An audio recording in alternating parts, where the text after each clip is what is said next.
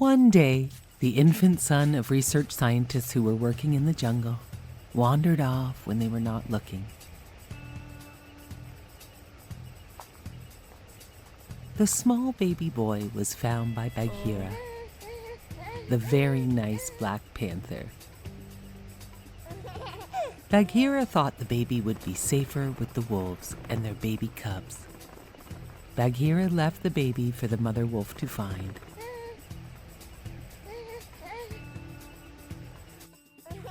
The mother wolf named the boy Mowgli, and they agreed to raise the boy with her wolf cubs.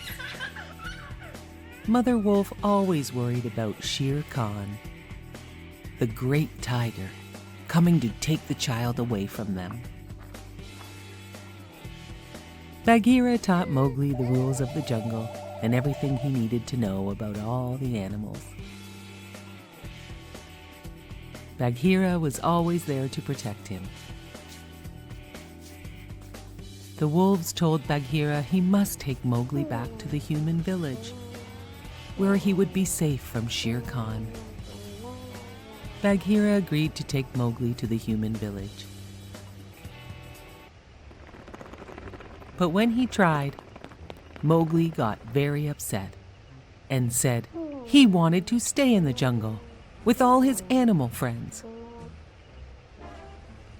Mowgli ran off deep into the jungle, where he met a nice new jungle bear friend named Baloo.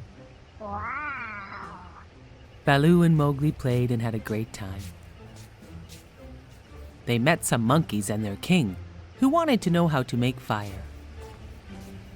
Bagheera caught up with Baloo and Mowgli and said they had to get Mowgli to the village. But Mowgli ran away again. He wanted to stay in the jungle. Bagheera and Baloo searched for Mowgli. But the fierce tiger Shere Khan had found Mowgli first. Mowgli, who had grown up around animals his whole life, was not the least bit afraid of Shere Khan, the great tiger. This made Shere Khan very angry. Shere Khan bared his great fangs and let out a giant tiger roar and leapt towards Mowgli. Just then, Bagheera and Baloo arrived. Baloo the bear grabbed the great tiger by the tail and then threw him to the ground with a thud. Baloo had gotten there just in time to save Mowgli. Shere Khan lashed about trying to reach Baloo, but Baloo hung on tight to his tail. Shere Khan tried to shake Baloo loose and cracked his strong tail like a whip. Suddenly, a big storm rose up, and a huge lightning bolt hit a big tree and started a fire. Mowgli knew right away how to help Baloo with the fight against Shere Khan. Shere Khan was very afraid of fire. Mowgli took a branch that was on fire and he ran towards the great tiger. Shere Khan was so afraid of the fire in Mowgli's hand that he ran away deep into the jungle. Bagheera and Baloo cheered. They both knew they would never see Shere Khan around their jungle parts again. Mowgli, Bagheera, and Baloo promised they would never be parted by anything again. They would always be best friends, no matter what. Just then, at the edge of the jungle river, Mowgli saw something he had never seen before. It was a beautiful girl. The beautiful girl was getting water just outside the man's village edge by the river. Bagheera and Baloo were sad, but only for a few moments, as they knew Mowgli had to leave to go to the man village with the girl. They both knew it was the right thing for Mowgli to do. They both saw Mowgli smile as he helped the girl with her water jugs at the river's edge. Then Mowgli waved as he headed towards the man village with the girl. Mowgli's friends knew it was where Mowgli really belonged. They would always be friends no matter where they all lived. Bagheera and Baloo knew they had done the right thing by helping Mowgli find his way safely to his new home, and they all lived happily ever after.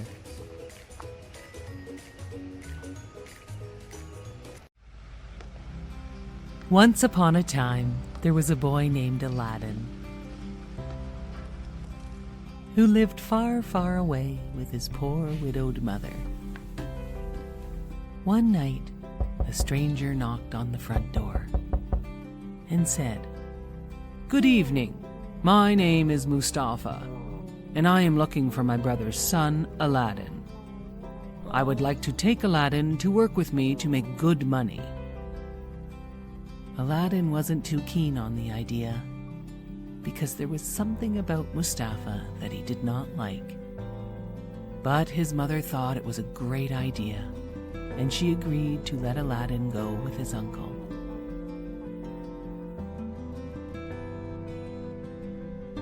Aladdin and his uncle walked for a full day into the desert, until they reached a cave with a small entrance. Mustafa was too big to fit through the entrance, so he asked Aladdin to go inside. Aladdin did not trust him and was afraid he might block him in. But his uncle told him there were gems and gold inside the cave. Mustafa told Aladdin he could take as much as he wanted. Mustafa only wanted an old lamp from inside the cave.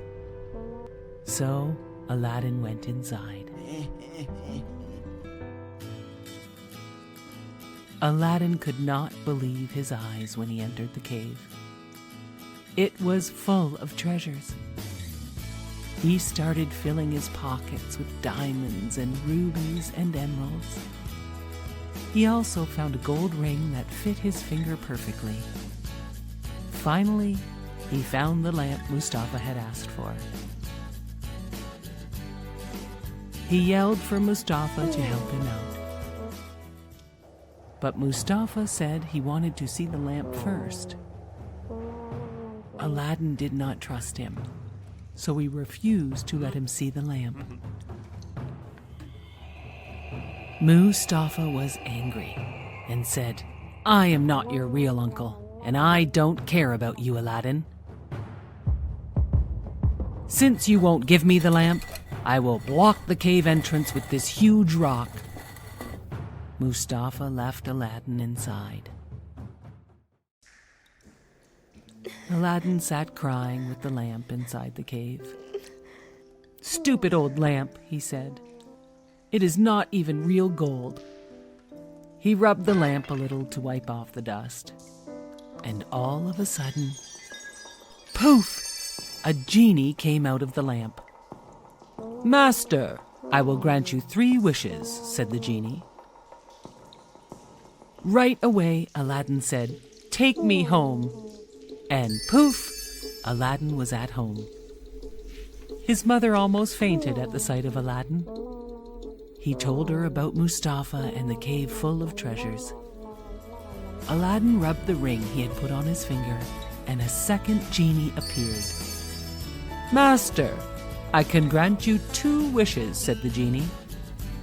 Aladdin wished for a grand palace and enough wealth for him and his family to be rich forever. All of a sudden, Aladdin and his mother had a beautiful palace filled with riches. One day, Aladdin was walking through the city when he saw the most beautiful girl. He fell in love with her at first sight. She was the Sultan's daughter, Yasmin. Yasmin loved Aladdin too.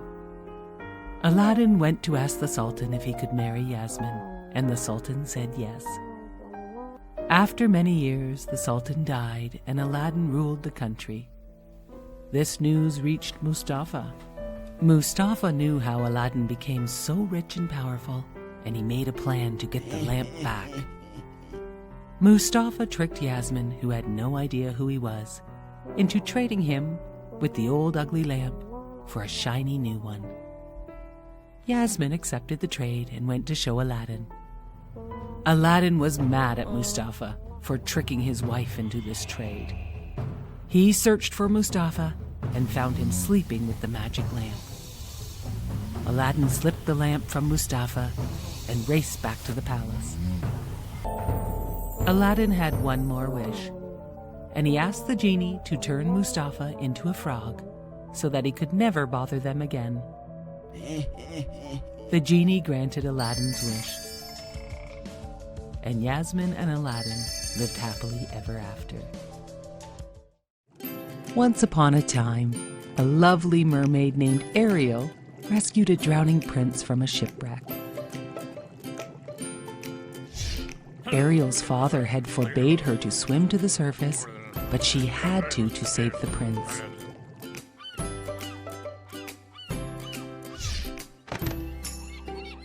Ariel wanted to be part of the human world so badly. Somehow she would find a way. As she touched the prince's face, she wished with all her heart that she could stay on the beach and dance with this man of her dreams. As the prince lay unconscious, she sang to him. "What would I do to see you smiling at me?" she sang. Her father's trusted friend tried to convince Ariel that being under the sea was her home, and she would be much happier living her life there instead of the human world. The Sea King had asked his friend to keep an eye on his daughter.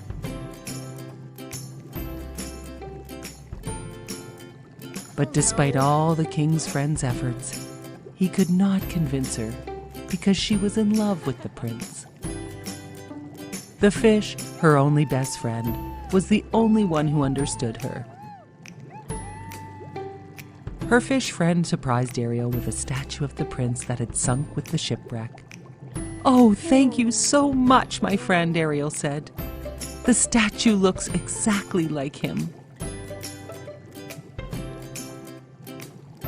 Just then, her father, the Sea King, found Ariel in her secret grotto with her collection of things from the world above the sea.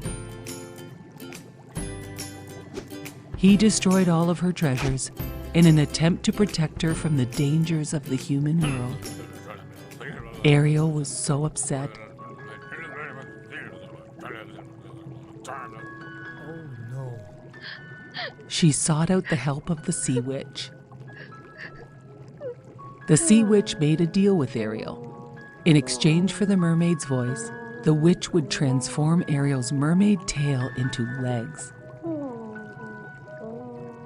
The Sea Witch told Ariel she would remain human only if she received a kiss of true love before the sunset on the third day. As Ariel wiggled her newly found toes, the Sea King's trusted friend knew he had to tell the king. But he knew Ariel would be so sad as a mermaid. The king's friend agreed to help Ariel find the prince. Ariel's seagull friend helped her find a dress, and it wasn't long before the prince arrived. "You are the one!" he exclaimed. "The one I have been searching for!" Ariel nodded but could not speak. "But the girl who rescued me had the most beautiful voice," said the prince. "Perhaps you are not the girl I have been searching for." Still, the prince helped her to the castle, and they had dinner that night. Ariel made the prince laugh for the first time in weeks. He showed her around his kingdom the next day and was enchanted by her enthusiasm for everything, from horses to puppet shows. The prince thoroughly enjoyed Ariel, and that night they went for a quiet, romantic boat ride. As the prince leaned in to kiss Ariel, the Sea Witch made her pet eels tip the boat. Then the Sea Witch hypnotized the prince and transformed herself, pretending to be his mysterious dream girl. She arranged a wedding right away to make sure all of Ariel's plans would fail. Ariel's seagull bird friend gathered all of her ocean friends to help Ariel defeat the sea witch's evil plans. Her friends fought the sea witch and won, and Ariel's voice was restored. And the spell on the prince was broken. He realized Ariel was his true love, but it was too late, and Ariel was a mermaid again. The evil sea witch dragged Ariel back into the sea, but the strong prince would not lose his true love again, and he fought and destroyed the evil sea witch. The Sea King and his trusted friend watched, and the Sea King could see how much his daughter loved the prince.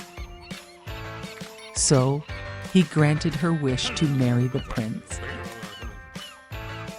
All of Ariel's great sea friends applauded as the prince and Ariel were married, and they lived happily ever after.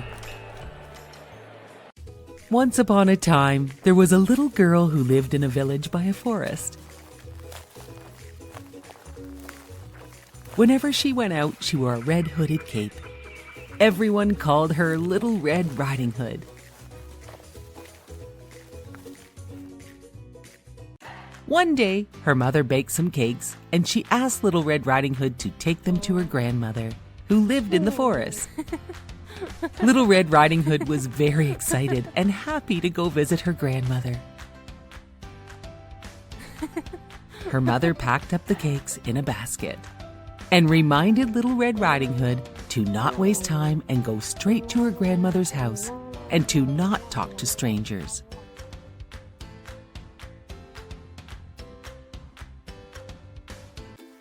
Along the path to her grandmother's house, there were flowers, ponds, and woodland animals along the way. And Little Red Riding Hood took her time and enjoyed them all. Then, all of a sudden, a wolf was beside her, asking, "Well, Little Red Riding Hood, what are you doing here?" She told him she was on her way to visit her grandmother's house in the forest. The wolf wanted to gobble up Little Red Riding Hood, but he noticed a woodcutter coming along. So the wolf thought of a plan. "Well, where does your grandmother live?" the wolf asked. Little Red Riding Hood answered, "She lives over the bridge and past the lake," she told the wolf. "Let's play a game and race to your grandmother's house to see who can get there first," said the wolf. "Okay," said Little Red Riding Hood as she ran towards her grandmother's house as fast as she could. The wolf knew a secret path that was far quicker and ran towards her grandmother's house to beat Little Red Riding Hood in the race. The wolf knocked on the grandmother's door, and she asked, "Is that you, Little Red Riding Hood?" The wolf was able to disguise his voice very well, and he replied, "Yes, grandmother, it is me." "Oh, come in, my dear Little Red Riding Hood," said grandmother. To her surprise, the big bad wolf ran in and gobbled her up. The wolf then dressed up to disguise himself as the grandmother. He put on her nightcoat and nightcap and jumped in her bed. Very soon after, Little Red Riding Hood knocked on the door. The wolf disguised his voice again and asked, "Who is it?" "It's me," said Little Red Riding Hood. "Oh, do come in, dear," crackled the wolf. When Little Red Riding Hood saw her grandmother, she barely recognized her and thought her voice sounded strange. As Little Red Riding Hood got closer, she noticed her grandmother's ears were so big and asked, "Grandmother, what big ears you have." "All the better to hear you with, my dear," croaked the wolf. "But, grandmother, what big eyes you have." "All the better to see you with, my sweet girl," replied her grandmother, who was really the wolf.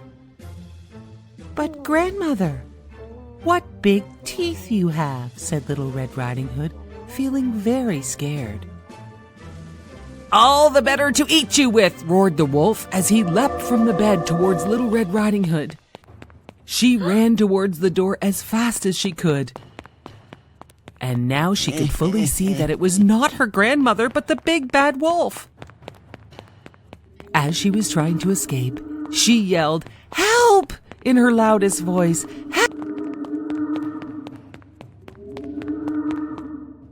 Cutter, who was working in the forest, heard Little Red Riding Hood's cries for help and ran to help her. He caught the big bad wolf and shook him so hard that grandmother came out all in one piece. Little Red Riding Hood hugged her grandmother and apologized for talking to strangers and wasting time. Her grandmother said, "Don't worry, dear. You have learned some important lessons. Now why don't we enjoy those delicious cakes you brought me?" The woodcutter took the big bad wolf deep into the forest, so he could never bother Little Red Riding Hood or her family ever again. The end.